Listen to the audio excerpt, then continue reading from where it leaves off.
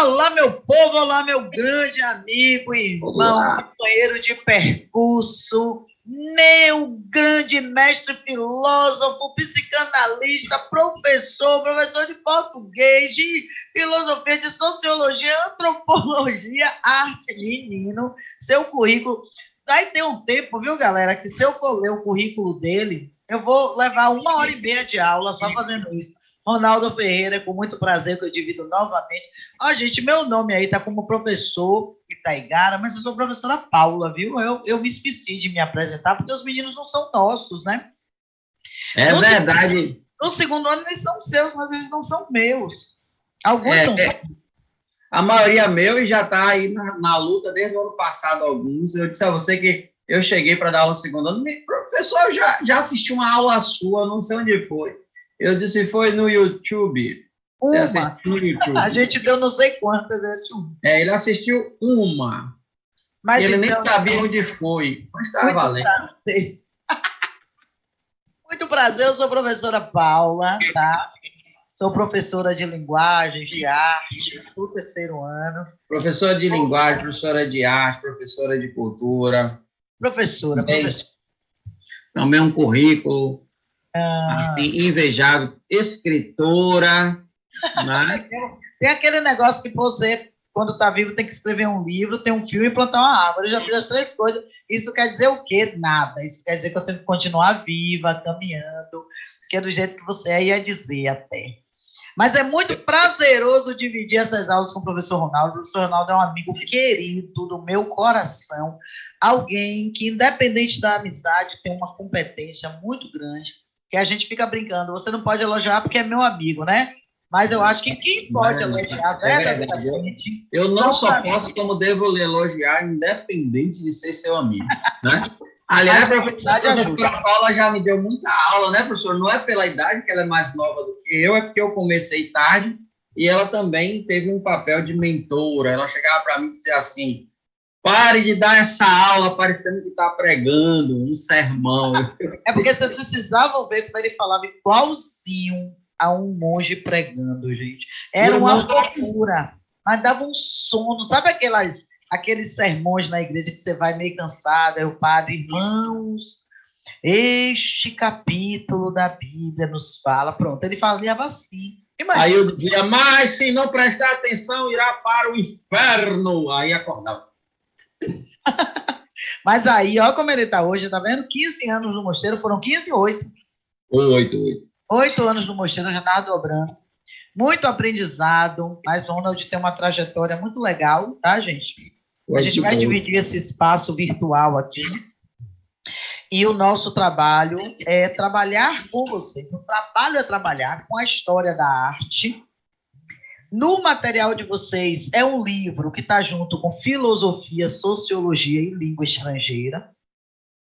E é muito importante que nesse segundo ano vocês levem essas aulas de arte à frente e muito a sério. Por que eu estou dizendo isso? Você quer mesmo que a gente assista suas aulas? Não.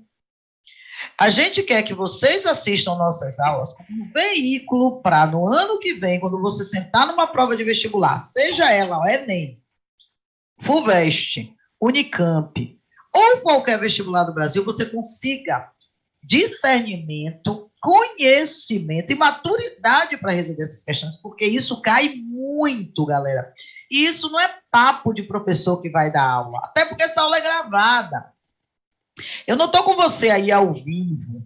É apenas o entendimento de duas pessoas que têm acesso às provas e que têm visto cada vez mais a presença disso nas cobranças de vestibular. E como nós vivemos num país em que esse tipo de conteúdo não recebe o devido valor, a devida apreciação, e você, estudante do Sartre, está tendo uma escola disponível e disposta a trabalhar esses conteúdos, vai o nosso conselho para que você use isso, faça disso o uso que você precisa, porque essa dificuldade só vai aparecer para quem não cuidar desta fragilidade e vai descobrir isso lá na prova. Esse ano Eu tive um aluno que fez FUVEST e do Sartre, ele mandou uma mensagem obrigada pelas aulas de arte do terceiro ano.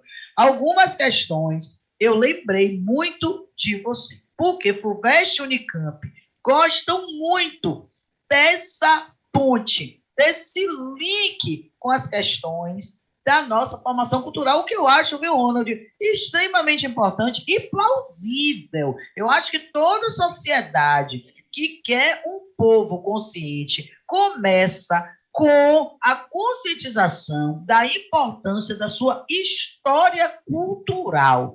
Não estou falando dos fatos históricos, como foi que Cabral chegou aqui, mas da constituição do seu povo, da sensação de pertencimento, das manifestações culturais principalmente populares, aquelas que nascem de forma espontânea. E como, quando você não tem essa consciência, você termina sendo mais fácil de ser manipulado, de ser manobrado. Entende? Então, é esse nosso papel aqui. Ronald, seja muito bem-vindo. E a roda está aberta e a palavra é sua. Bom, é interessante isso tudo que você falou, e ainda a gente pode puxar uma coisa muito particular nossa. A nossa cultura é uma coisa de louco, não é, Paulinho? É de uma beleza, é de uma riqueza. Não é à toa quando alguns teóricos, né, da questão, intérpretes da sociologia brasileira, dizem assim, o Brasil tem um espaço cultural continental, né? A diversidade de formas da própria língua, da própria literatura, da música, da dança, né, da pintura, da escultura, é de uma riqueza, assim, fora do comum, né? E há um problema, né, que aí é uma coisa que a gente já chama um pouco para a reflexão. Muitas vezes nossa cultura é muito mais apreciada por pessoas de fora, né, do que pelos próprios brasileiros. Né? Eu gosto disso. Tudo bem, você pode gostar de tudo, né? Mas é fundamental. É o que eu digo às vezes para os meninos, Paulinho. E eu digo assim, vocês conhecem Salvador? Aí os meninos moram no Itaigara, moram em vilas, etc.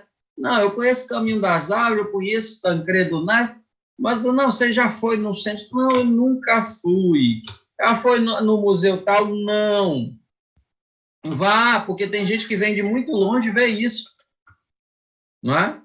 Tem gente que vem da França, né, com monumentos históricos muito mais antigos, vê o nosso, porque o nosso tem alguma coisa. Então, se a gente não sabe valorizar o que é nosso, querer apreciar o que é do outro, é aquela velha história. A grama do vizinho só é mais bonita se você não cuida bem da sua. Né? Ou você não tem um olhar para a sua, né? Então você não cuida, você não olha, você não contempla a sua e fica com o olho naquilo que é dos outros. Tome vergonha e comece a olhar para o seu jardim. Bora lá. É mesmo. Eu acho que a gente já está falando desse primeiro momento. Que tal começarmos pelo conceito de cultura? Né? Essa diversidade, esse conjunto. Cultura é tudo. Tá? É um equívoco uma pessoa dizer para outra que ela é culta porque ela tem conhecimento acadêmico. Isso é um conceito de cultura. E o mais restrito de todos. Todos têm cultura. Todos. Eu vou usar até aqui uma silepse. Todos temos cultura.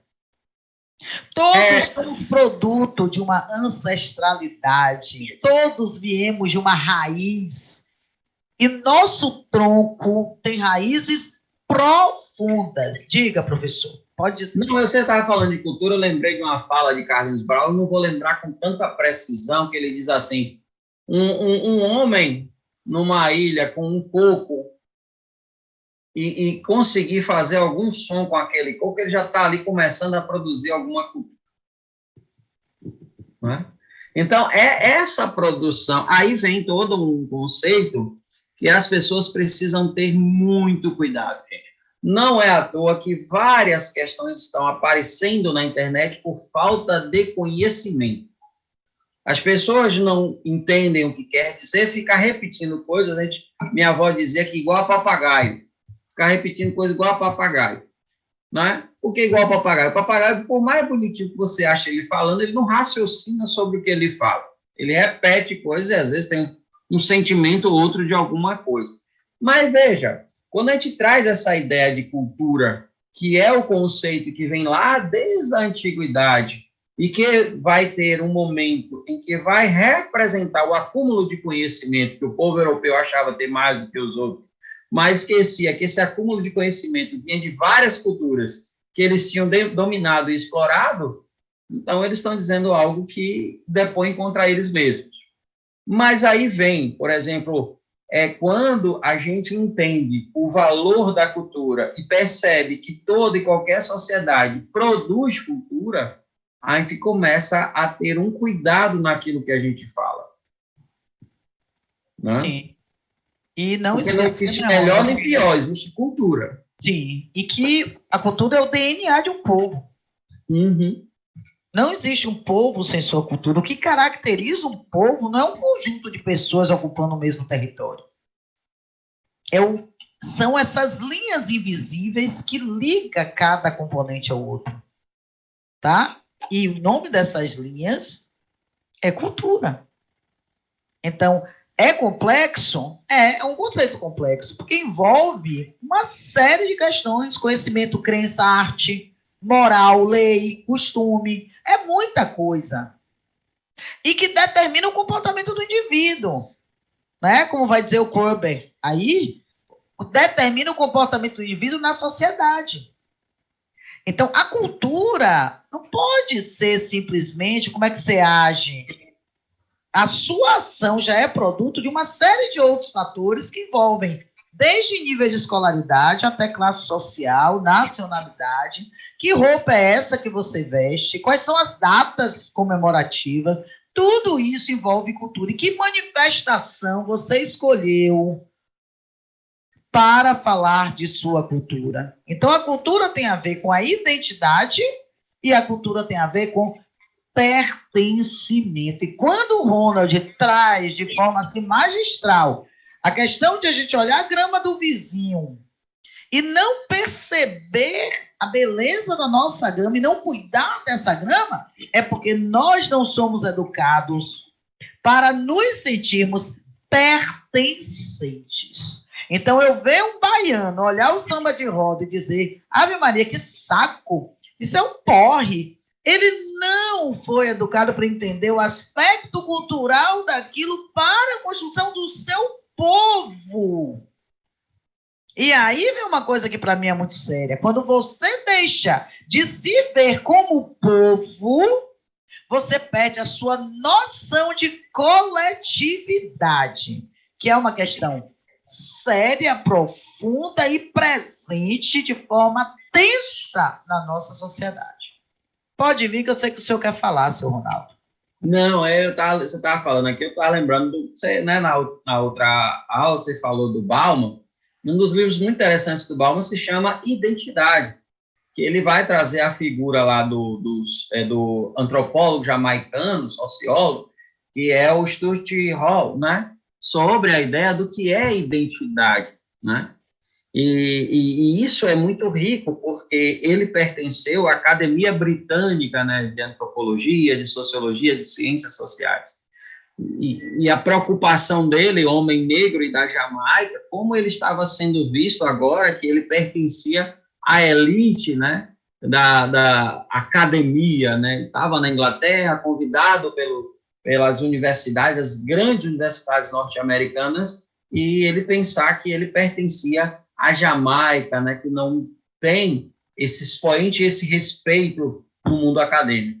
E aí o Bauman, mais à frente, vai trazer esse conceito de identidade, pegando do gancho desse grande autor, que é justamente esse olhar que o estudioso não perde, né, da sua sociedade, da sua identidade, mesmo estando premiado, sendo valorizado por um outro mundo. E, ao contrário, se preocupa se o seu povo vai entender isso. Sim, sim. Né? Sim. Porque essa questão da tolerância cultural é algo bastante significativo, né? essa questão de se eu estou ou não atrelado à minha cultura e à minha identidade. Pode continuar aí, Ronald? Só para eu ajeitar aqui a câmera. Então, essa identidade, essa cultura, essa preocupação com o povo, com o meu povo, né? Que isso é muito bonito, porque a gente vê muito da gente tratando da sociedade como algo a qual ela não pertence. Ah, o povo de Salvador é assim, o baiano é assim, o brasileiro é assim, né? Eu estava dizendo aos meninos esses dias, né, trabalhando questões de sociologia, né, lá no terceiro ano, dizendo assim, rapaz, eu não aceito ninguém de fora criticar o meu país, né? Eu não aceito isso. Por que eu não aceito? Até porque cada um tem a sua cultura, a sua identidade, e que de maneira alguma ele vai ter esse entendimento sobre o que é a minha sociedade. Sobre o que é a minha sociedade. Paulinha, você apareceu agora um pouco mais distante. Foi uma coisa aqui de configuração, viu, galera? Mas vamos manter aqui, eu não sei o que aconteceu, tá? É porque eu estou com a webcam aqui na escola, mas eu estou distante, mas estou aqui. Então, tá? Então, esse conceito, Ronald, de cultura popular é um conceito bem interessante, porque é essa cultura que nasce no seio do povo, né?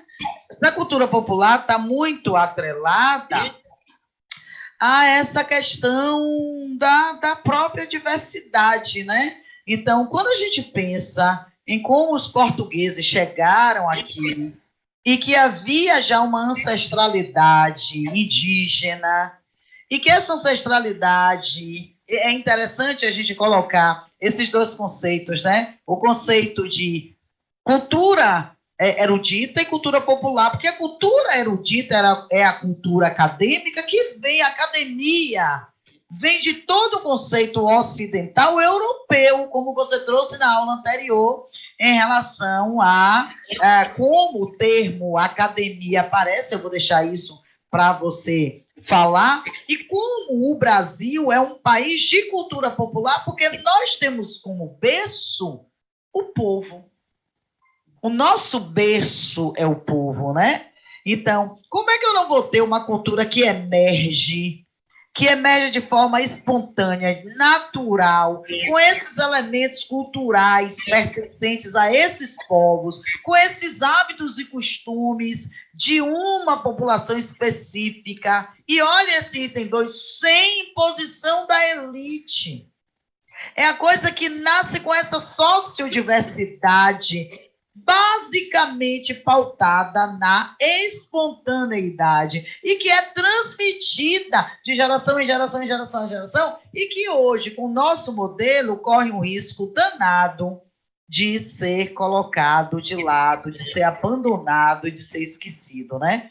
Isso é um risco que a gente corre. E aí eu já aproveito para chamar Ronald para fazer esse comentário sobre a cultura popular atrelada à cultura erudita, porque a gente vai ter 3 conceitos aqui, que é cultura popular, aí vem cultura erudita. Olha a imagem, gente, que veio em cultura popular, ó. Vê um Bumba Meu Boi, vê a questão do folclore, as danças regionais, e olha o que vem na dança erudita, na cultura erudita. Vem balé, vem aqui música clássica, porque a cultura erudita está atrelada a pensamentos elaborados, técnicos, elitizados da sociedade, e está totalmente atrelado ao pensamento acadêmico, né? Então, mesmo a gente hoje tendo um universo mais aberto, o que a gente chama de universo mais aberto? Mais acessível. A academia hoje, que é a universidade, que são as escolas de arte, elas, sim, recebem, de vez em quando a gente vê, filho de uma pessoa humilde vai compor a companhia de balé de tal lugar na Europa. A gente vê que as oportunidades estão aparecendo. Mas, mesmo assim, essa cultura erudita ainda está bastante elitizada, ainda está bastante atrelada com uma visão de mundo mais, digamos assim, sofisticada, como se a cultura popular não tivesse sofisticação. Então, nasce um preconceito em relação à cultura popular e nasce uma supervalorização em relação à cultura erudita, né? A pessoa vai ao teatro ver um balé, ela já chega lá toda taranã, taranã, se sentindo, se achando, e se chama isso, viu, Ronald, de programa cult. Você não vai para sei lá, um Bumba Meu Boi e diz que é cult. Então, eu chamaria você para, do ponto de vista da sociologia, falar um pouco da cultura popular, da cultura erudita, e aí, obviamente, que eu não vou perder a chance de ouvir você falando da cultura de massa a partir da sociologia, que é quem bem estuda isso, né? É interessante porque até o próprio ideia erudita, né, essa ideia de erudição, que hoje a gente vê muito que nasce a partir do conceito grego de aristocracia, né, o conceito de ócio produtivo, né, então quem tinha ócio era quem começa a ter alguém para trabalhar para ele, né, quem começa a ter escravo. Então, você deixa de ter o trabalho manual, o trabalho braçal, para poder se dedicar a teórion, ou seja, o fazer divino, né? Theos, Deus, ion fazer. Então, esse conceito de ari, né, que eu digo sempre, é um conceito de melhor, né? Aquele ser melhor na sociedade, que hoje as pessoas usam muito a ideia de elite, né? Aquilo que é melhor na sociedade. Começa a apreciar, né, você vai ver no mundo grego, a própria tragédia, né? Então, a tragédia era aquilo feito para se pensar na vida, refletir sobre aquilo que era as consequências dos atos lá dos deuses. A comédia nasce com o pobre e fazendo gozação aquilo que ele não entendia. Mas, ao passar do tempo, você vai ver lá em Platão a ideia da escola, a academia, né, que era foi um nome dado à homenagem ao cara que cedeu espaço para a construção dessa escola, e como era uma escola que trabalhava o corpo e os estudos, né, vai até hoje ter esse nome, que é academia, mas que nada mais era do que uma homenagem a um cara chamado acadêmico. Bom, esse conceito vai até a ideia lá das universidades medievais, onde a academia é a universidade. Então, aquilo que estuda na universidade é aquilo que tem um valor maior do que as profissões, etc. Depois vem para a arte, etc. Agora, é muito interessante porque a ideia de erudito como acúmulo de uma cultura própria europeia, isso é um grande engano.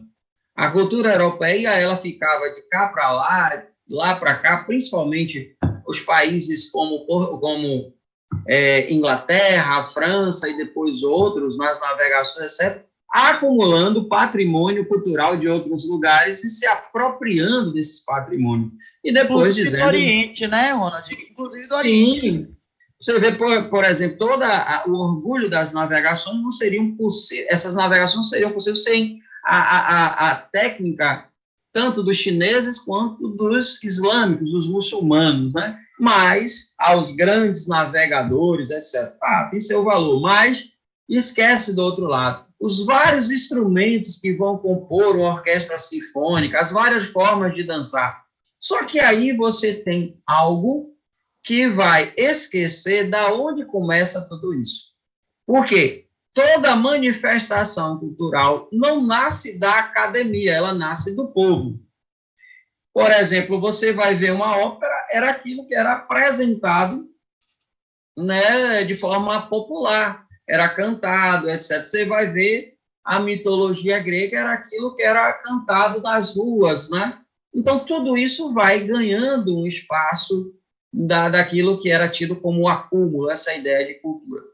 E o erudito, ele vai fazendo essa separação do popular, porque o popular está mais próximo do inculto, daquele que não tem estudo, daquele que não sabe ler, mas que muitas vezes, e na maioria das vezes, tem um trabalho musical, uma sensibilidade musical muito grande, né? Eu gosto sempre de falar da Chiquinha Gonzaga no Brasil, que vai ali enveredar para o chorinho, que vai ser vindo do lundu, que era uma dança que os ex-escravos e os escravos dançavam. Muito sensual. E que era visto como sensual, como algo que deveria ser proibido, né? E hoje você vê, por exemplo, tanto o violão quanto a flauta já teve seus momentos de proibição. Ronald, deixa eu contar uma experiência aqui rápida. Por favor. Eu acompanho uma aluna, com essa coisa do Zoom, né? A gente acompanha aluna em tudo que é lugar. Ela é americana. Na verdade, ela é brasileira e mora há 10 anos nos Estados Unidos. E a mãe dela quer que ela não perca as raízes brasileiras. Para entender as histórias da avó, quando vier aqui, ela está com 17 anos. E agora eu estou falando de cultura regional brasileira. E qual não foi minha surpresa? Ela toca violino. E na escola em que ela estuda nos Estados Unidos, ela tem aula de música. Qual não foi minha surpresa? Ao falar do Sudeste e ao falar dos ritmos, falando da Chiquinha Gonzaga, ela disse: que coincidência, o meu professor de música hoje falou da brasileira Chiquinha Gonzaga.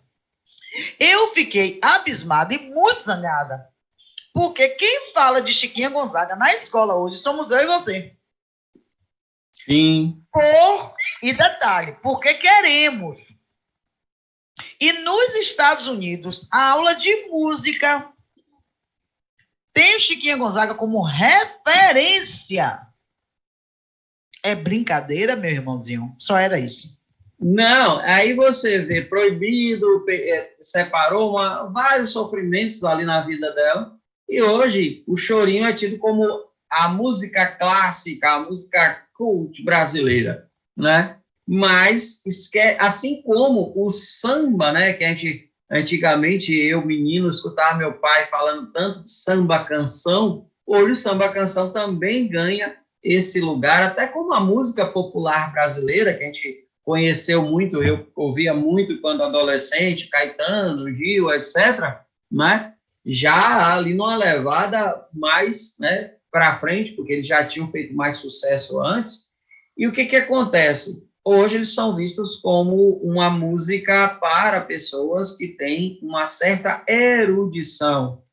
E aí vem a ideia da cultura popular, né? Aquilo que vem do povo. Essa semana tem uma grande polêmica aí com o Ed Mota, porque além de falar mal do Elvis Presley, ele achou que ele é mal. Muito pedante e fala muita besteira. Agora, tecnicamente, é excelente músico.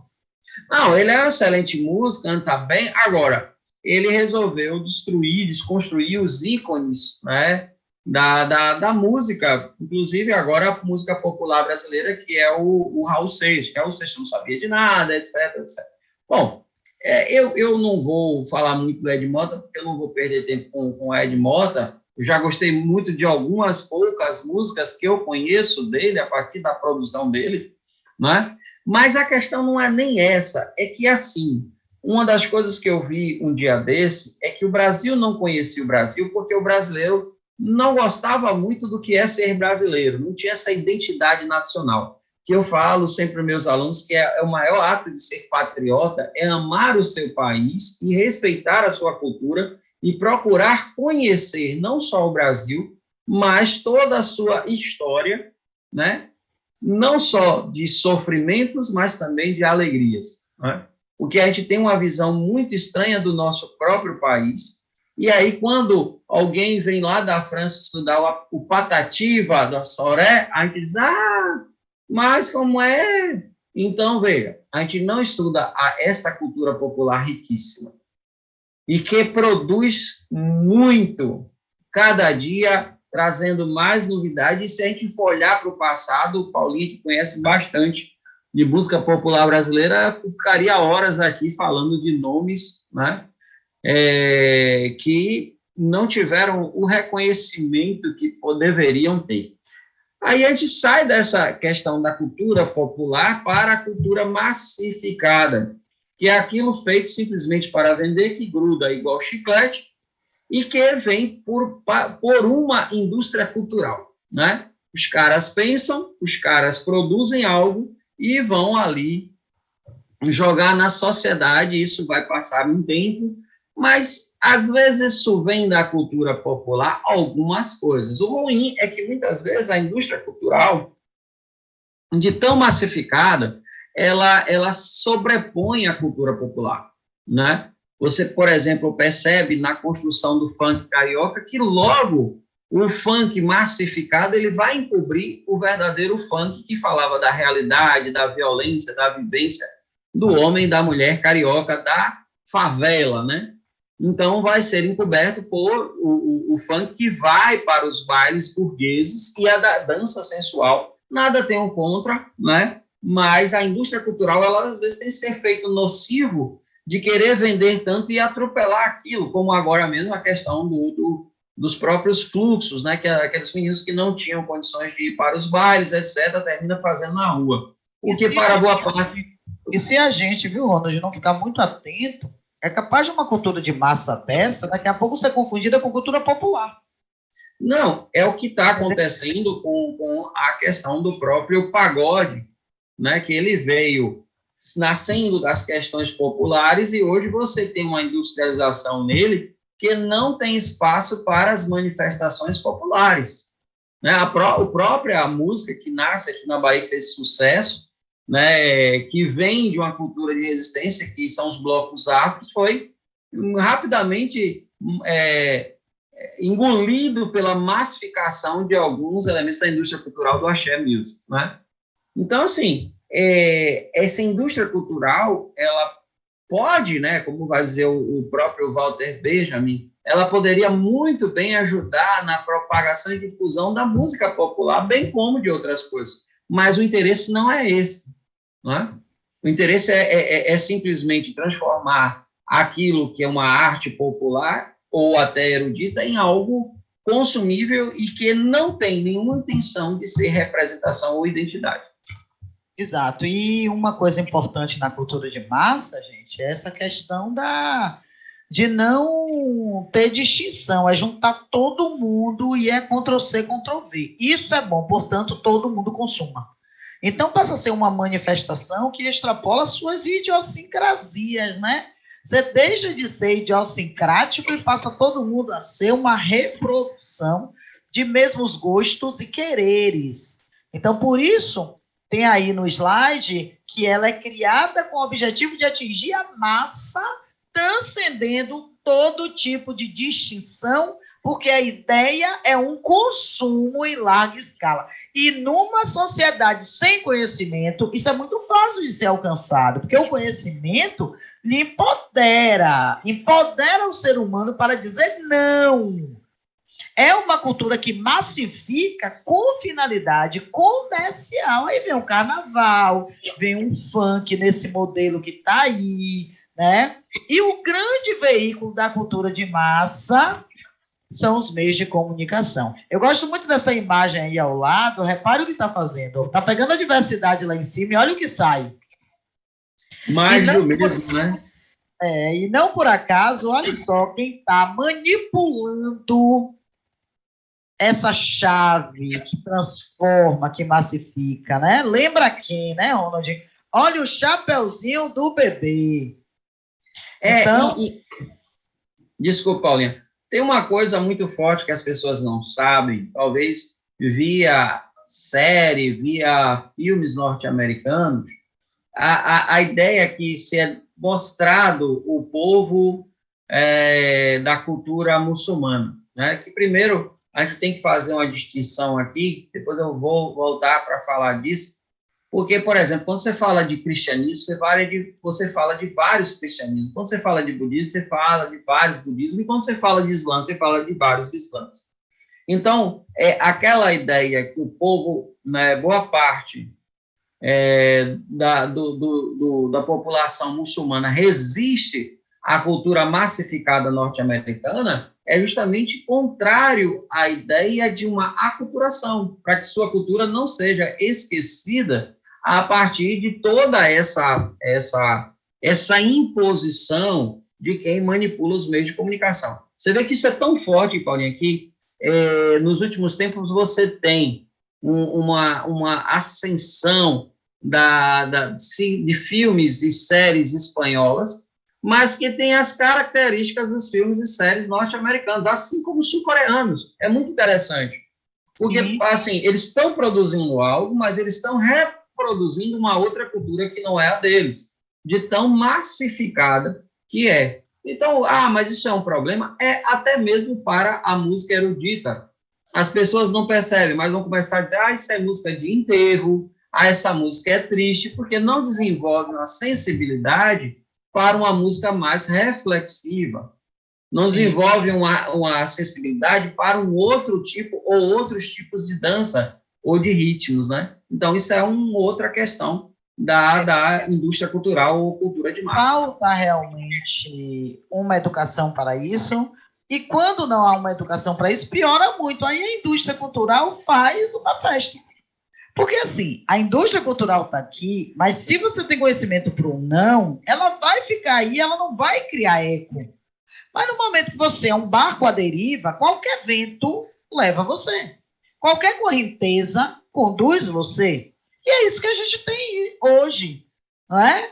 Então, nesse processo, a cultura de massa se torna muito perigosa. Essa cegueira consumista vai levar, já está levando, aliás, né, as pessoas a espaços muito complicados, espaços emocionais, espaços psíquicos, tá? Muito perigosos, e você se perde da sua condição de sujeito e passa a condição de objeto. E isso é muito sério, tá? Com a anuência de todo o processo educativo e de todo o processo midiático, né? Então, se você não tiver isso, você não é alguém, então tenha. Nem que para isso você tenha que vender sua alma ao diabo. Entende? Mas vamos lá, né? Vamos entrar nas e tem outra coisa que o Adorno, né, ele chamava a atenção, o Adorno e o Horkheim, para a falsa impressão que você tem de escolha. Mas você não escolhe quando te é oferecido mais sempre do mesmo. Não é? Então, você tem que questionar, eu gosto disso, ou eu só ouço isso, ou eu só vejo isso? Ou eu só conheço isso, né? Eu só conheço isso. Perfeito.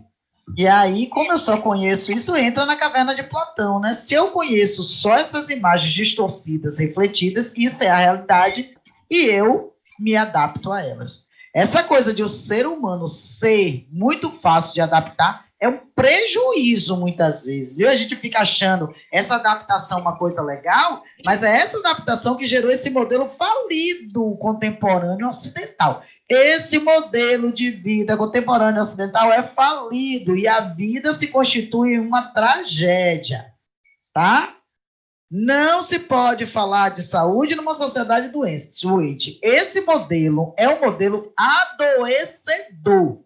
E não é à toa que a gente abre tanta farmácia, e medicina é o curso mais buscado, porque, segundo essa tese cultural, é quem dá dinheiro.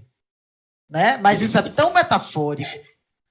Você ter tanto médico valorizado e não ter um professor, isso é tão metafórico, né? Isso é tão significativo. Eu nem sei mais se é metáfora ou se é uma linguagem usual e dicionarizada, viu? Mas está triste. Não, já tá. A fantasia já deixou de ser, né? Ela agora, já é. Agora, a realidade, né? Real. Tá feia a coisa, viu? Vamos lá. Perspectivas culturais é como se tenta compreender as causas das variações culturais. Então, ao longo do tempo, a cultura vai sofrendo variações, mas, ao mesmo tempo, cada cultura tem o seu sentido. Até mesmo as variações têm uma motivação para ser, tá? Nós temos, por exemplo, uma coisa interessante no Brasil. As cidades grandes têm uma cultura diferente das cidades menores e as cidades mais interioranas. As cidades mais rurais têm uma cultura diferente das cidades mais urbanas. Os grandes aglomerados, que recebem pessoas de vários cantos, terminam ficando meio com cultura diluída, né? Você perde uma referência cultural, que acontece muito em Brasília, por exemplo, né? São Paulo é um mosaico, tem tudo, e você não tem como caracterizar São Paulo senão como um mosaico, um espaço onde dialogam as mais diferentes culturas. Então, essas perspectivas, elas conduzem vocês a um estudo exatamente de maneiras positivas e negativas de encarar, de tratar, de entender a cultura e a importância dela. Claro que dentro dessas perspectivas há conceitos e há fatores muito positivos e há coisas que são extremamente negativas e que influenciam muito negativamente a convivência social. E um desses fatores é o etnocentrismo. Quer falar um pouquinho disso, meu amor? Olha quem aparece aí, ó. Maria, eu tomei até um susto. Bom, é engraçado, eu fui procurar nessa palavra etnos, né, e que é uma palavra que vem do grego, e era interessante que os gregos chamavam outros gregos de etnos, ou seja, um espartano chamava um ateniense de etnos, um tebano, e assim sucessivamente. Mas eles viam algo em comum, eles eram diferentes, mas tinham algo em comum. Já aqueles povos em que eles acreditavam não ter nenhuma cultura, eles chamavam de metecos, assim como os romanos chamavam de bárbaros, rudes, né? E aí essa ideia de que a cultura pertencia a um etnos, né, ou seja, a um grupo bem específico, fez com que o mundo passasse a ver o diferente como o não ser, né? O não ter cultura, o não ter nada a aprender ou a ensinar, e aí você vê aquela ideia de superioridade, não é? Essa ideia de superioridade é tão terrível, porque quando a gente vai para a antiguidade, uma escravidão se dava pela guerra ou pela dívida, mas não era uma coisa necessariamente racial, porque você poderia escravizar alguém da sua etnia que tivesse te devendo. Você poderia escravizar alguém porque esse alguém perdeu uma guerra e não porque esse alguém era inferior. Esse conceito de superioridade vai crescendo e a gente tem ele estampado aí na questão da escravidão no período colonial, né? Que é uma escravidão extremamente racista, no sentido de que eu vou escravizar isso porque ele é inferior, eu vou escravizá-lo porque ele não tem alma, eu vou escravizá-lo... Perversa. Porque ele é o não ser, ele não é. Então, ele deixa, é aquilo que Paula falou, né? O cuidado se tem de sujeito para objeto. Ele passa a ser uma coisa, ele é coisificado, né? E quando a gente fala de etnocentrismo, a gente vai ver que há o olhar de superioridade. E como se não bastasse, você vai ter os conceitos de darwinismo social, você vai ter aquela ideia de que alguns seres humanos desenvolveram, os europeus, né? E outros não, outros ficaram no aspecto ali do animal, a ponto de, no final do século XIX, início do século XX, você ter na Bélgica zoológicos em que tinha espécies humanas como animais lá engaiolados. Então, aí você vai desse conceito que você já acha terrível, vai para a questão da eugenia, purificação de raça, né? Então, todo o processo de superioridade, ele não fica no processo de superioridade que já é tão ruim, mas no aspecto pior, que é a finalidade de purificação e extermínio daquilo que é o diferente, né? E aí a gente cai no paradoxo da intolerância, né? Como tolerar o intolerante, né? E aí a gente a luta pela compaixão por esse intolerante, né? Porque assim, quando o indivíduo se acha no direito de limitar o seu juízo de valor a apenas o seu olhar e a sua cultura, A gente está vivendo um risco muito grande, mas ainda um risco maior do que fazer com estes elementos. O que fazer? Tratá-los com intolerância? Porque no momento em que você se predispõe, e aí eu acho que o processo da educação é fundamental, e a gente não tem uma educação voltada para isso, eu estou falando de Brasil como um todo, a gente não tem um processo educacional, porque também a sociedade diz que não quer isso, voltada para o entendimento da Constituição, que é o direito de todos, a isonomia, todos são iguais. Se a Constituição diz que todos são iguais, como é que a gente pode aceitar uma postura etnocêntrica? Como é que a gente pode entender que alguém vire para o povo indígena e diga que ele é inferior? Entendeu, Ronald? Como lidar com a intolerância é um desafio. Vencer a intolerância é um desafio, mas o caminho desse desafio é outro desafio, que é descobrir medidas para lidar com isso, porque para vencer a gente precisa lidar. Como é que a gente tem lidado com isso? Como é que a gente tem ensinado as nossas crianças? Porque, segundo Machado de Assis, no livro Memórias Póstumas, o menino é pai do homem. Eu acho essa sentença fantástica. O menino é pai do homem. Como é? E aí você diz, não, isso aí é incoerente, o menino é pai do homem? É, porque é educando o menino que você vai definir que homem você vai ter lá no futuro. E enquanto a gente não tiver uma educação voltada para a compaixão, para a igualdade e para o discernimento, a gente vai continuar tendo que discutir no século XXI mais um caso de racismo, mais um caso de etnocentrismo, mais um caso de feminicídio, mais um caso de homofobia, mais um caso de...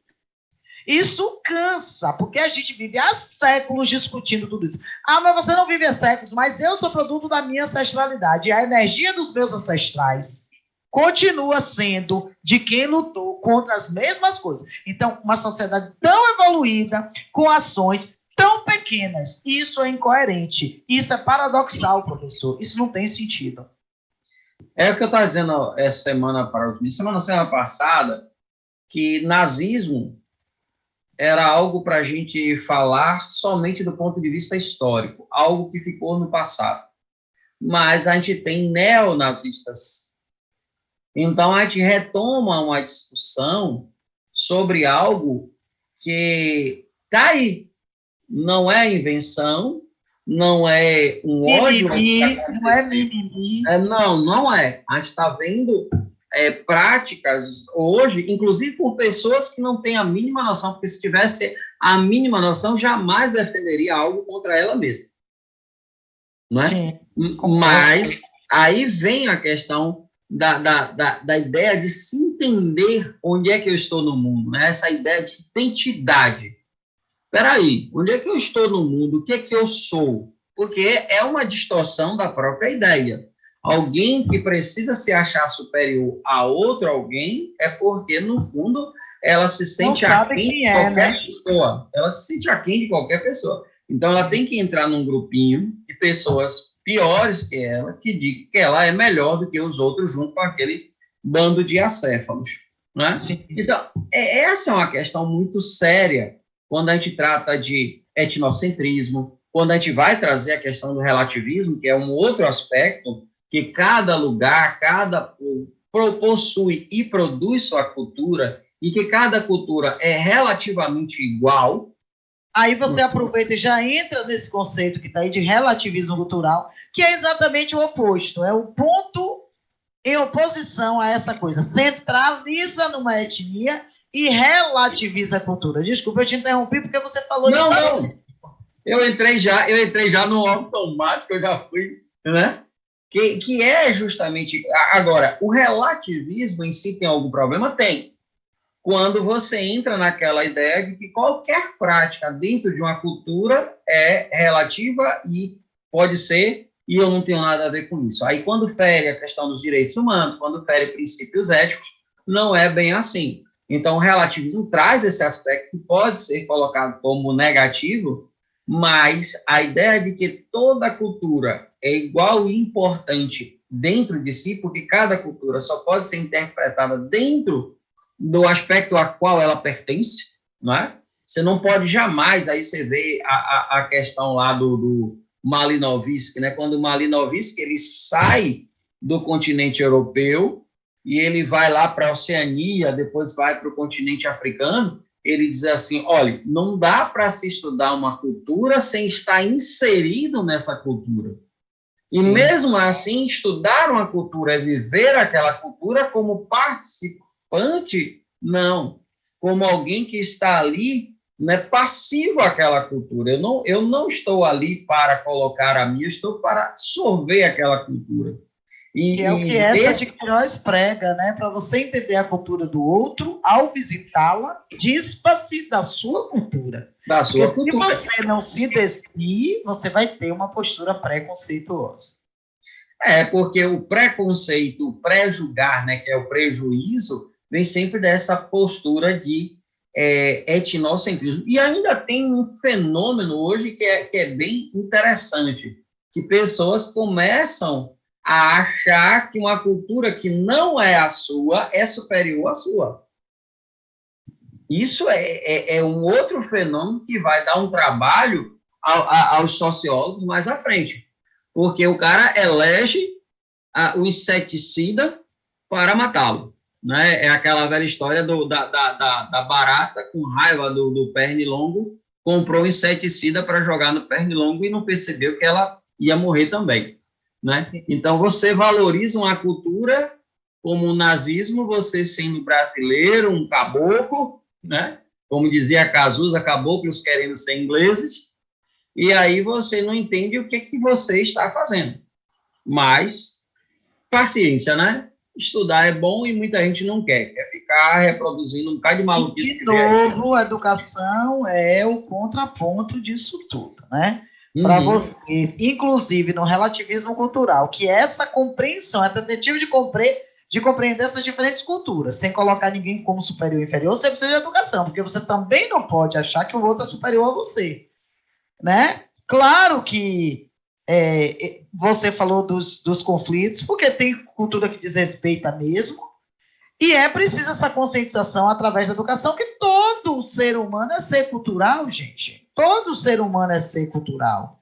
E, no fundo, nós nascemos para manter relações culturais, né? Então, nós nascemos para fazer essa conexão, essa interconexão, para estarmos em contato uns com os outros. Então, vem as relações culturais. Nós tivemos uma pequena queda aí do professor Ronaldo, mas ele já volta, com toda certeza, tá? Para quem estiver assistindo, vai sentir que ele caiu, mas daqui a pouco ele está aí de volta. Então, essas relações culturais são relações que ocorrem, essa imagem é muito legal, entre múltiplos grupos culturais. Então, eu tenho lá a África, eu tenho aqui o Brasil e as Américas, está aí o professor Ronaldo, acabou de retornar, podendo gerar essa integração, essa convivência harmoniosa. Repare que se usa o termo podendo. Eu tenho diferentes universos, eu tenho diferentes culturas, mas é possível uma convivência harmoniosa, salvaguardadas as individualidades de cada povo? Sim. Mas o problema é que a própria cultura de massa, o próprio etnocentrismo, tentando impor que um seja igual ao outro. Então, essa não aceitação da diversidade é um problema com o qual nós precisamos aprender a conviver e, quiçá, resolver. Não apenas conviver aceitando, não, é assim mesmo, é porque historicamente, né, era assim. Aí hoje se fala muito isso no Brasil, né? São os portugueses, a culpa é do Cabral, né? Essa ideia de é porque foi assim mesmo, o brasileiro foi feito assim. E a gente termina, Ronald, eu acho, entrando nesse ciclo, vai e volta, e a gente diz, não, mas é porque o Brasil, o brasileiro. Só que a gente criando essa consciência pode virar esse jogo, você não acha, não? Porque é aquela frase antiga, né? O Brasil não conhece Brasil, que era justamente a frase da Bahia, como é que chama? Bahia Tursa, né? Que era aquele órgão do governo de promoção ao turismo, né? Sim, sim. E que é muito interessante, porque tem muito a ver com essa ideia do que é o conhecimento. Você conhece, você se identifica, você tem noção de onde você está no mundo, E a partir disso, você começa a até ter empatia por outros povos, porque cada um tem a sua identidade. Agora, quando você não tem essa noção, você fica meio por aí querendo escolher coisas, né, a favor dos ventos, né? E quando você trabalha esses conceitos de intracultura, relativismo cultural, vai entender o que é enculturação, que a gente vai ver daqui a pouco, o que é aculturação, tudo isso vai fazendo com que você entenda conceitos que, para, por exemplo, você chegar numa ONU, são conceitos essenciais, né? Que as pessoas falam tanto, mas a sociologia fala isso, não, mas você não vai querer sair do Brasil para outro lugar sem entender esses conceitos, principalmente se você for morar, seja lá no Canadá, em Paris, ou Portugal, Uganda, Angola, não importa, você precisa entender esses conceitos, até mesmo para você ir com calma, e não extrapolar de forma ingênua o desrespeito, né? Porque quando você vai lá, você tem aquele desrespeito que é aceitável, porque você não entende a cultura. Mas quando você vai sem o mínimo, você até extrapola aquilo que já é inaceitável, que é o desrespeito, né? Com certeza, Ronald. E nós somos um campo minado para essas coisas, né? Porque a gente já estava falando da chegada dos portugueses e aí vem o intraculturalismo, né? Que é o fato de uma cultura absorver completamente a outra. E isso é cultura mesmo, absorver, que vai língua, costume, idioma, né? E a gente teve uma série desses processos quando o português chega de forma etnocêntrica, né? Então, quando você chega de forma etnocêntrica, você impõe. Eu ainda acho que nós resistimos, tá? Porque o processo de formação cultural do Brasil como ele é hoje teve muita mistura, é um mosaico, né? É um mosaico. A gente mistura tudo e aí você tem uma intracultura e um interculturalismo, que é uma interação de duas ou mais culturas com trocas positivas a partir do respeito da diversidade. Aí, quando a gente vai, olha o conceito de intracultura, que é uma cultura absorve completamente a outra. E você vem para o intercultura, que é o encontro de duas culturas, com trocas harmônicas, positivas, respeitando a diversidade, o que implica um convívio pacífico, um diálogo facilitado. A gente diz assim, em que será que o Brasil está dentro aí, né? Aí, aproveitando, antes de Ronald falar, que ele falou da ONU, olha aí, a Declaração dos Direitos Humanos defende o respeito e a liberdade, além da justiça e dignidade, que casa exatamente com o que o Ronald falou. Não acho que você vai... Olha o que está acontecendo de novo. A história é repetida com a questão do tráfico de drogas na Tailândia, feito por brasileiros. 2 ou 3 brasileiros presos. Todo mundo sabe que tráfico na Tailândia é punido com quê? Pena de morte. Você sabe disso e você vai... mas a mulher foi enganada.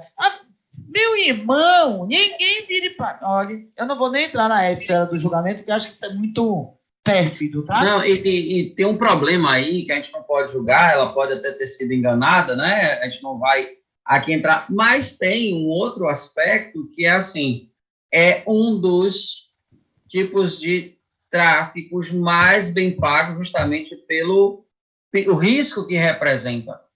É a cocaína, né? Porque já que ali é uma pena capital, quem vai tendo consciência, porque aí a pessoa pode dizer que, como foi o caso lá dos rapazes que estavam no barco e estava, e teve a vistoria e não estava, e depois estava, uma confusão danada, e aí a gente não vai entrar nisso, porque é uma questão de justiça, né? Então a gente não pode nem absorver nem condenar quem está em julgamento, mas é um processo muito... se você for enganado, é porque também faltou o mínimo de você entender o que é outra cultura. Não é? Porque você sai do seu país para uma outra cultura, você tem que perceber, né, aquela ideia de que um sinal que você faça em outro lugar pode ser um desrespeito muito grande. Eu lembro uma vez que eu fui com um professor de geografia lá para o projeto de Carlinhos Brau, porque os meninos iam lá fazer shows, né, no Emirados Árabes, em vários países muçulmanos. E aí eu fui falar para eles sobre os costumes. Inclusive, um deles era, se você vê você está lá num lugar e vê um cara chegando com 3, 4 mulheres, não ache que é um cara que está levando as mulheres para a festa. Pode ser todas as esposas dele. E aí você vai com o costume brasileiro de olhar, primeiro não fica olhando para ninguém dessa forma, como você fica aqui, porque em alguns lugares é uma ofensa muito grande você olhar para um desconhecido, né? E aí falando várias coisas, não é porque tal lugar vende bebida alcoólica, você pode beber, a gente não sabe como é que vende, eu não posso. Não. Então, trazendo isso para eles, eles ficaram assim, muitos anotaram e tal, por quê? Em outro país, certas coisas são muito graves. Sim. E a pessoa acha que não. Por quê? Porque, não, eu tomando como foco, está tomando como base a sua própria cultura. E fica assistindo muita série e filme e acha que aquilo é a realidade do mundo. E assim, aqui pouca coisa dá punição severa, né? Aí você vai para um país como esse e ficam pedindo para as autoridades daqui fazerem a intervenção nas de lá e sabe que não vai dar certo, porque da última vez o brasileiro foi executado. E foi o mesmo problema, tráfico, e foi uma coisa que teve uma repercussão enorme no Brasil. Se falou disso enquanto o cara estava estudando para ser julgado, depois que foi, se continuou falando disso, com essa ideia de vamos pedir perdão. Então, gente, é preciso que quando você vá à cultura do outro, você entenda o que a cultura do outro representa, o que ela prega.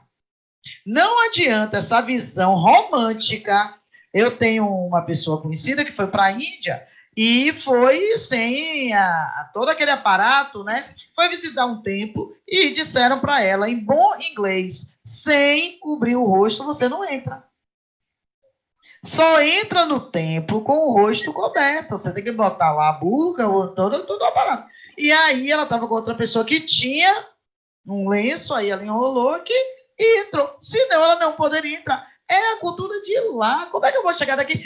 Aí eu vou chegar lá e dizer, e vai cobrir o rosto para quê? Que idiotice é essa? Quem sou eu para ter essa postura diante do outro? É muito desrespeito, né, Ronald? É muita falta de bom senso, né? Você falou um negócio interessante que em Foz do Iguaçu tem lá como é que chama? Uma mesquita, e mulheres não entram, né, sem saia, né, sem aquele vestido todo. Então, lá fora, o povo cede as saias e calça. E na igreja de São Bento do Rio, homens não entram de bermuda.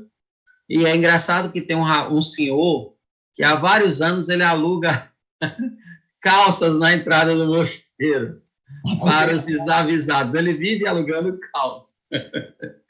Mas e aí tem gente que chega lá e diz assim, mas em toda a igreja do Brasil eu entro assim.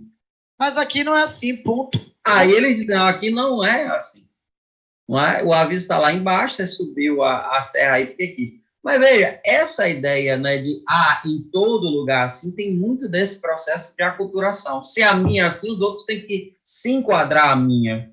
Então, no Brasil não houve essa troca da maneira que a gente percebe, né? Houve um processo de aculturação e depois um processo de inculturação.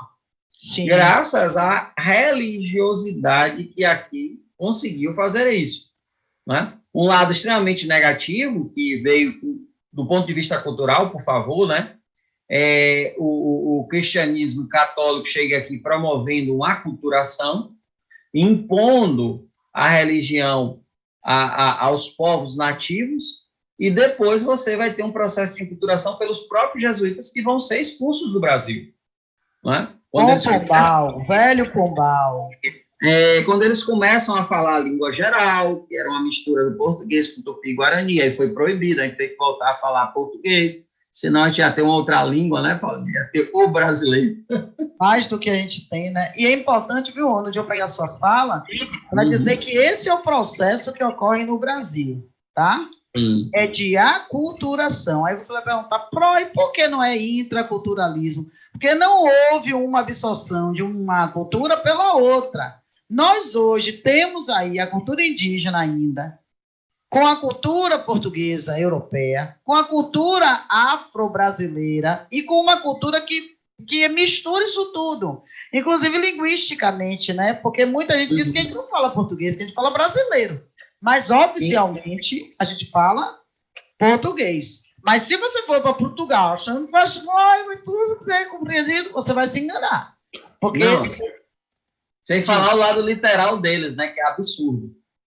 Eu estava falando isso para o meu filho, viu, Ronald? Para Vinícius, dizendo assim, se você chega em Portugal, porque ele perguntou, mãe, você tem horas? Aí eu aproveitei e disse, você sabia que se você chegar em Portugal e perguntar, você tem horas? Ele vai dizer, tenho ou não tenho? E se você perguntar, você pode me dizer? Ele vai dizer, posso ou não posso? Aí ele diz assim, eu não entendi. É que no Brasil a gente faz uma pergunta e a resposta não tem nada a ver com a pergunta. Né? Você tem horas, aí você diz, X. Mas eu não perguntei que horas são, eu perguntei se você tem. Em Portugal é tudo ao pé da letra, ipsiliter, né? Exatamente, você pergunta, eu te respondo. Então, a aculturação aí, Ronald, bateu em cima, é um processo de mudança de uma cultura a partir do contato com outras, o Brasil está aí dentro. É um processo de alteração cultural de uma pessoa, de um grupo, de uma sociedade, subtraindo-lhes elementos importantes. Tá bom demais para você agora entender esse processo de aculturação e depois de inculturação, né, Ronald, que não está aqui, mas você falou, né? A inculturação que a gente teve pelo processo de sincretismo religioso, né? Sim. Vamos lá. Aí, conte aí para o menino. Bom, culturas diferentes que convivem de boas, como diz os meninos, né? Você vai ver isso muito estampado no Canadá. De um lado, você tem uma província que fala francês, na outra fala inglês, todo mundo fala inglês e francês ao mesmo tempo, mas se escolheu falar uma língua em um canto, se escolheu falar uma língua em outro, dado a sua colonização, que se deu de uma maneira totalmente diferente da nossa, sem ser uma colônia de exploração, foi uma colônia de povoamento, né? Assim como nos Estados Unidos, a Austrália não conta, porque a Austrália teve os dois processos, né, de povoamento e de exploração. Mas você percebe, por exemplo, que já quando a gente fala dessa colonização, teve entre os colonizadores. Mas, por exemplo, nos Estados Unidos, você não vai ter isso. Você tem um processo de aculturação radical nos povos indígenas. E mais radical ainda nos povos, né, os povos nativos, melhor corrigindo aqui, e nos povos advindos do continente africano. Você não vai ter uma religiosidade vinda do continente africano, você não vai ter quase nada da cultura do continente africano. A cultura que vem como a cultura afrodescendente, ela vai aparecer com blues, que já traz traços da música gospel, com algumas batidas, mas todo o lado que no Brasil preservou do candomblé, todo o lado do ritmo, né, todo o lado de alimentação, dança, etc., isso nos Estados Unidos foi massacrado. Por quê? Porque eles tinham uma colônia de povoamento e que queria reproduzir uma nova Inglaterra. E não havia espaço para uma religião como o catolicismo, eles eram de base protestante. Então, qualquer coisa que soasse um pouco diferente daquele modelo de cristianismo não ia coexistir, né? Aqui no Brasil, a gente tem um processo, né, lá aí teve, apesar da simbiose com a cultura e tal, mas foi com as culturas de colonização e não com as culturas dos nativos que lá viviam e muito menos com os advindos do continente africano. E aí você vai encontrar em muitos países da Europa. Por exemplo, é muito fácil perceber países que falam vários idiomas ao mesmo tempo, né? Então, você tem aquele processo de convivência de culturas diferentes. Na Itália, por exemplo, você vai ver ali vários dialetos de povos diferentes ali da Itália que convivem na mesma região e em vários outros países também. No continente africano isso é muito forte. No continente africano isso aí ainda é outro, né, dado as tribos, etc. Infelizmente, em alguns lugares, as guerras tribais que foram ainda intensificadas com a colonização europeia particular inglesa, ainda foi pior, porque fez com que povos ali que conviviam e não mais viviam em guerra voltassem a ter guerras. Né? E a gente vê atravessando aí o século XX, Hotel Ruanda, tá aí, o filme retrata bastante. Nossa, muito bom. E assim, né? A convivência dos europeus enquanto continente com os africanos foi algo de um prejuízo enorme aos africanos, de todas as ordens. Porque a gente pensa muito, o europeu foi lá e trouxe povo africano para escravizar. Isso é gravíssimo, mas o que eles fizeram lá é também muito grave. Não só de exploração de suas riquezas, mas, gente, de reestruturar todo o território de alguns países, juntando povos inimigos, historicamente inimigos, separando povos e irmãos, por um capricho deles. Capricho no sentido de eu ganho com isso, eu país, eu França, eu Inglaterra. Então vamos colocar a fronteira aqui. Não importa se isso vai trazer guerra, tem que atender aos nossos interesses. Então, dentro desse contexto, quando eu vejo, por exemplo, a Europa fazendo campanha pró-África, Ronaldo, me dá uma sensação de nojo, porque é de uma hipocrisia. Tudo bem, está tentando resgatar. Não é? Tentando reparar o erro. Porque um erro não se repara, ele já foi cometido. Não tem como. Entendeu? Você não tem como voltar atrás. Eu gosto muito, você falou de Hotel Ruanda, Ronald, eu gosto muito, imensamente, de Diamantes de Sangue, sabe? Sim. Com Leonardo DiCaprio. Porque aquela realidade de Serra Leoa é algo assim de as crianças serem submetidas a uma espécie de lavagem cerebral a ponto de esquecer suas origens e se armarem, entende? Um negócio assim, caramba, gente, é muito triste. É muito, muito, muito. Aí vem a osmose cultural, né? É um outro processo de convivência aí que você vai aprendendo. É um dos traços mais difíceis, porque, por exemplo, está muito no espaço do comércio, né?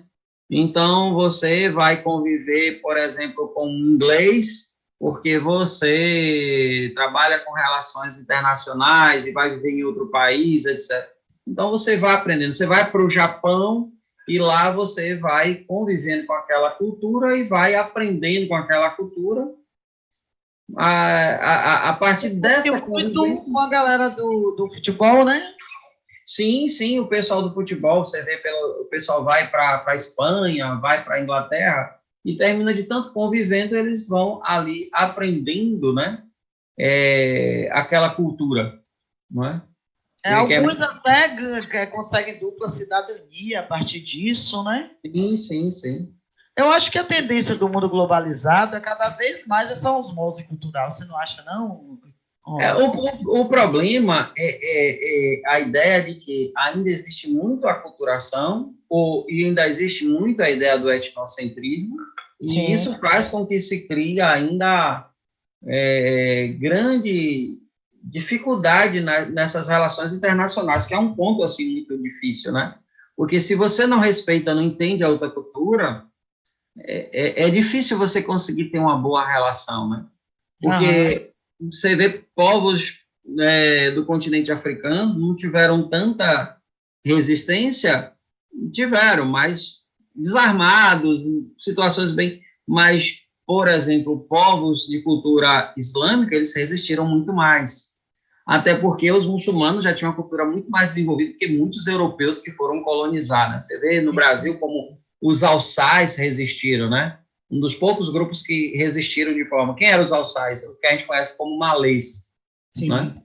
Então, assim, quando você tem uma identidade cultural muito forte, para o outro grupo chegar, ele tem que chegar com um respeito, um conhecimento. Acho que facilitaria muito mais um processo de globalização.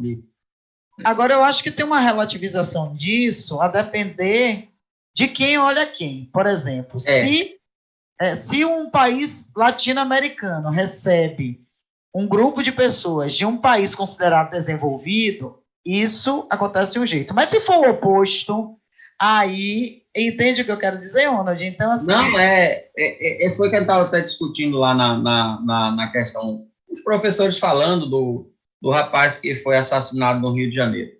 Sim. E a discussão era, ele foi assassinado porque ele era negro ou porque ele pertencia a um país em que não se há uma colocação de importância ou relevância. Ou seja, se ele fosse um europeu ou um norte-americano, será que teria acontecido a mesma coisa com ele? Sim.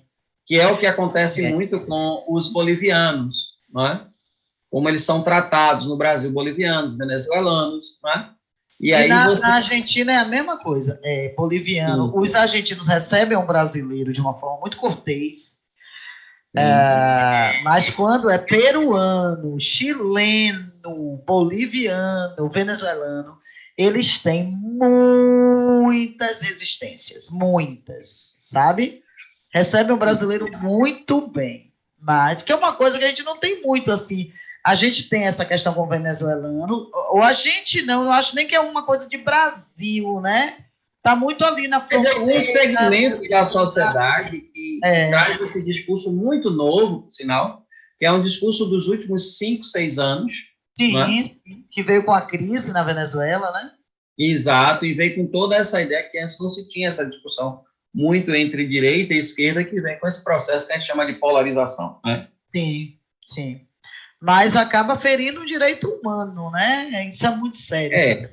Que acontece muitas vezes dentro do próprio país, já fugindo um pouco do conceito, tá certo? Sim. Mas a maneira como os sulistas recebem os nordestinos, de uma forma geral, é algo que precisa ser pensado, porque você está dentro da própria fronteira, e dentro da própria fronteira, um brasileiro pode escolher morar em qualquer lugar dentro desse território. Ele não precisa de autorização prévia.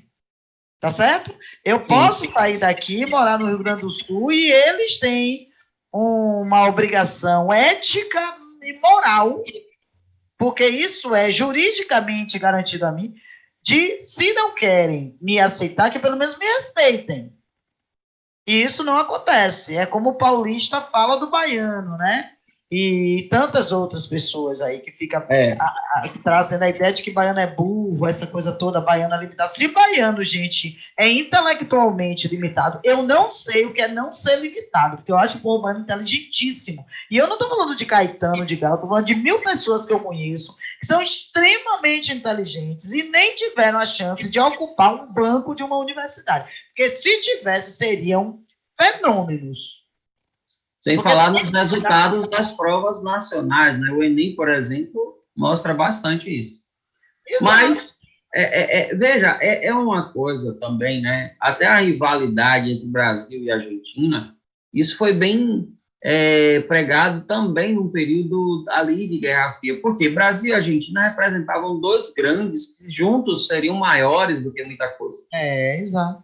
Então, você cria uma rivalidade no futebol que vai para outro tipo de rivalidade. Só que é aquela questão, né, da identidade. Se você não entende o que é sua identidade, qualquer conversa te leva para outro lado.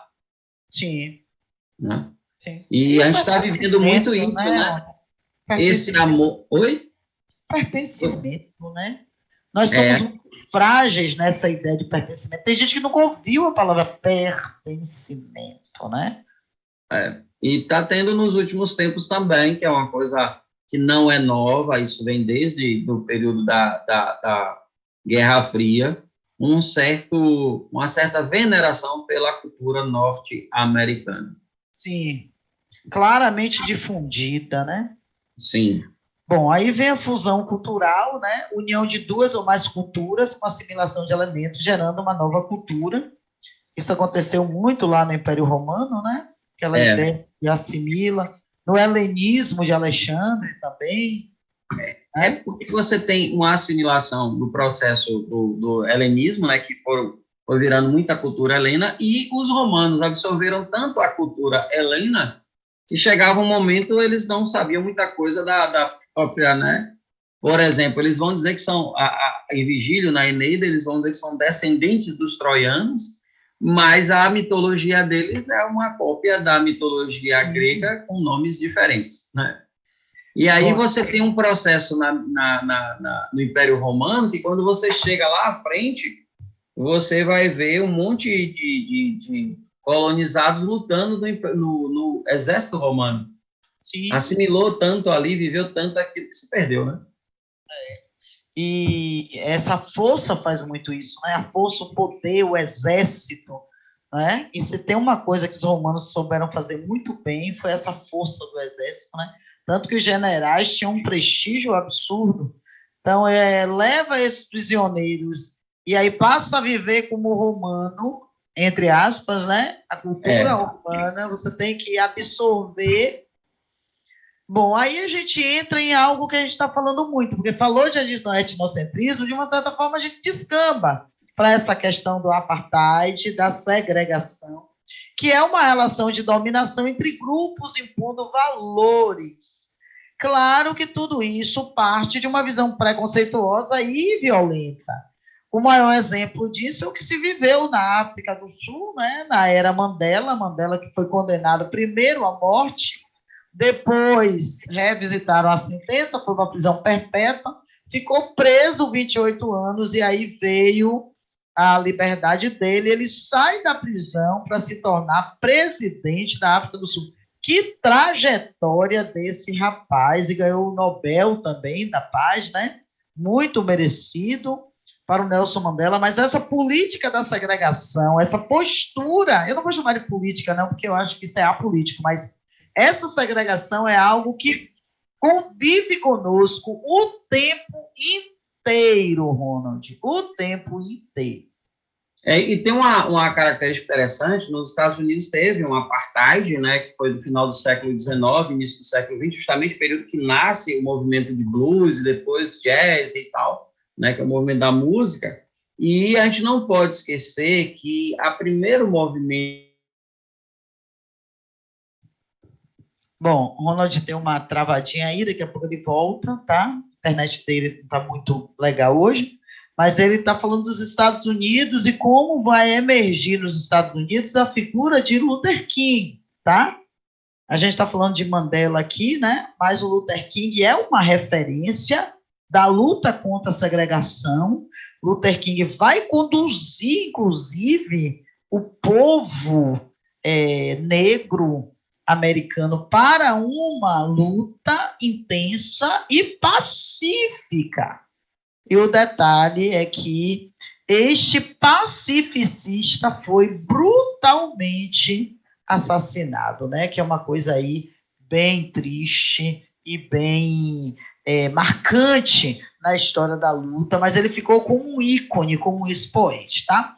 Aí vem o sincretismo que nós vivemos na Bahia, que é a fusão de diferentes padrões, formando uma nova doutrina, tá? As características de cada integrante é facilmente identificada. Nós somos uma terra sincrética. Voltou, Ronald, eu falei para ele, do Martin Luther King, que você estava caminhando para falar um pouco do Luther King, não foi? Ou eu me apressei? Não foi. Então, você tem lá os nomes principais desse martírio, né, em defesa da igualdade, né? E na Alemanha eles não caminharam só para o apartheid, segregação em guetos, a campos de trabalho e depois campos de extermínio. E nos Estados Unidos a segregação vai até segunda metade do século XX, né? E é muito forte a luta do Martin Luther King, do Malcolm X e também da Angela Davis, né? Sim. A gente não pode esquecer aí que lutam por esse direito os direitos civis, não são nem direitos políticos, que são direitos civis. Né? Segundo a declaração, né, da ONU, os direitos civis são aqueles direitos básicos: liberdade, vida, direito à vida, direito à liberdade, direito à propriedade. Não são não os direitos políticos de votar, ser eleito, nada disso. Então, eles estavam lutando por coisas básicas que são pregadas antes da Revolução Francesa. É uma coisa muito forte o que os os afro-americanos viviam, e alguns ainda vivem. Agora, de uma forma um pouquinho, mas recentemente a gente teve toda essa crise aí por conta, não é? Bom, enfim, não vamos voltar a isso, porque a gente fica falando tanta coisa ruim, mas tinha bairros só de pretos americanos, e bairros só de brancos, lugares onde brancos estavam, pretos não entravam, né? E isso não tem muito tempo não, gente. Tá? Você tem um filme que eu gosto muito, do Spike Lee, chamado Faça a Coisa Certa, né? Nossa. Que é muito bom, é muito forte. Mas, recentemente, a gente teve o mesmo Spike Lee fazendo um filme sobre o Ku Klux Klan, né? Os neonazistas infiltrados no clã, né? Então, assim, muito interessante essa ideia, que é o oposto do sincretismo que a gente vive aqui, né?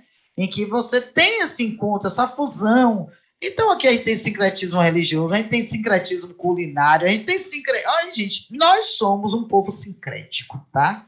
O sincretismo é uma palavra que nos representa. Como dizia... O Gilberto Freire, a nossa maior característica é justamente a miscigenação, a mistura. A mistura, que Jorge Amado chama de mestiçagem, né? Mestiçagem, isso é bonito. Bem nossa, né? Bem nossa. E aí, apropriação cultural, vai lá, Ronald, jogue tudo. Os meninos chegam e dizem assim, professor, é muito polêmico a apropriação cultural. Eu disse, não, é muito simples. Você pega algo de uma cultura que tem um valor, uma importância naquela cultura e joga isso para a banalização da moda ou da indústria cultural. Então, você não pode, por exemplo, pegar uma veste sagrada, seja de qual for a religião, e transformar em algo que você vai usar porque você achou simplesmente bonito, né? Isso é muito forte você entender, e é importante entender isso. E eu queria dar uma palhinha disso aí, porque eu acho a apropriação cultural algo polêmico, mas que é necessário discutir, viu, galera? Não, é importantíssimo você entender, até porque é algo fundamental para você entender aquilo que é importante, que é sagrado, que é valor em outra cultura.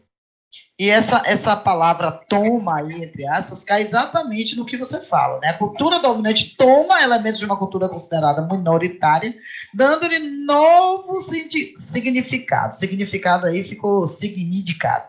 Mas repare bem, tem acontecido muita coisa, né? Começou com o turbante, que foi usado, gerou polêmica, e aí as pessoas, mimimi, não. Porque assim, quando a gente vê uma pessoa querendo usar o que é do outro e ainda modificando, que é o que tem acontecido, eu quero comer acarajé, mas eu vou mudar o nome e vou chamar Bolinho de Jesus.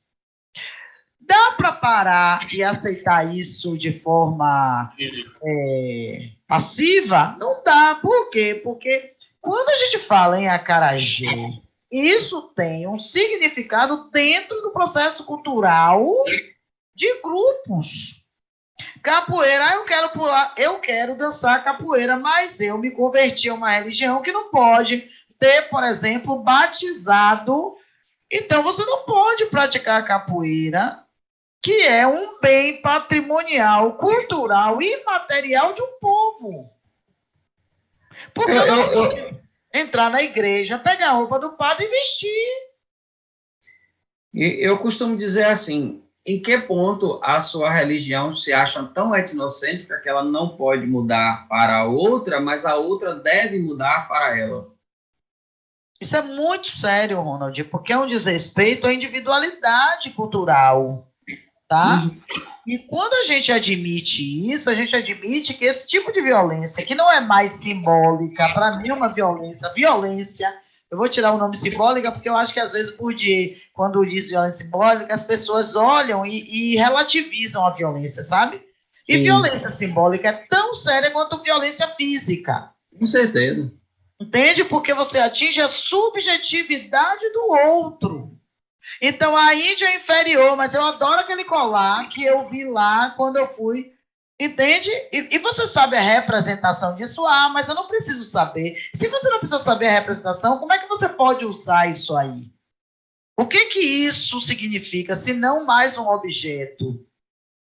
Não é? Ah, mas tudo bem, o índio estava vendendo, a comunidade indígena estava vendendo isso. Ok, quando você se apropria de algo que não é um objeto, que é uma manifestação também. Então, a polêmica existe, ela precisa ser trazida para o processo de a absorção do significado disso. Não é ficar, porque isso é aditivo, isso é um mimimi, isso é aquilo. Mas até bem pouco tempo se falava muito mal das comunidades afro-brasileiras. E de repente, esse turbante é bonito, eu vou botar na minha cabeça. Só que o turbante, para aquela comunidade, tem um significado. Então, ok, você quer usar, você tem que entender esse significado e colocar dentro do significado que ele tem. Ou então não coloca.